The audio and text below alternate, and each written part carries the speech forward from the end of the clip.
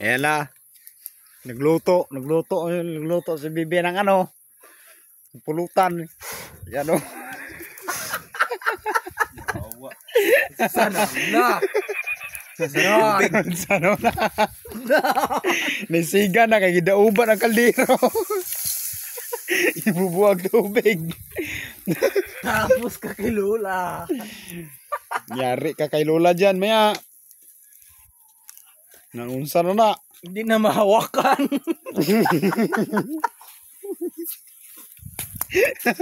Ano naman eh. Agoy.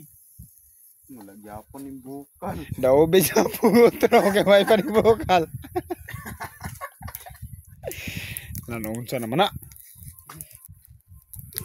Kaibang. Tignan nyo guys yung takip.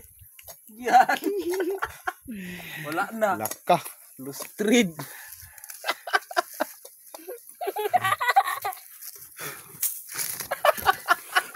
Nangunsa naman na. Babae lang, mas sunog na gani ang pikas. Hindi na pagbutang itubig.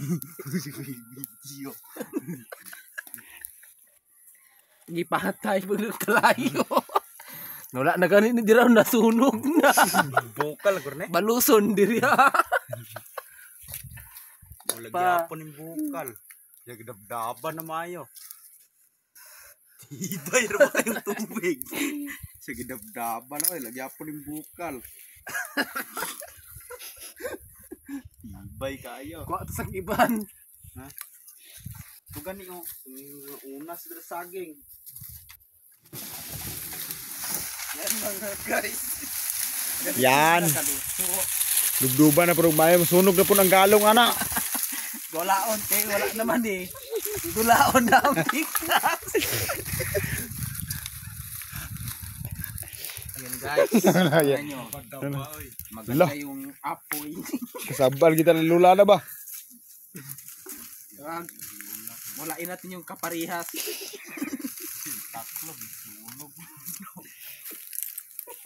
Sila man na. Ang ano ay food trip eh.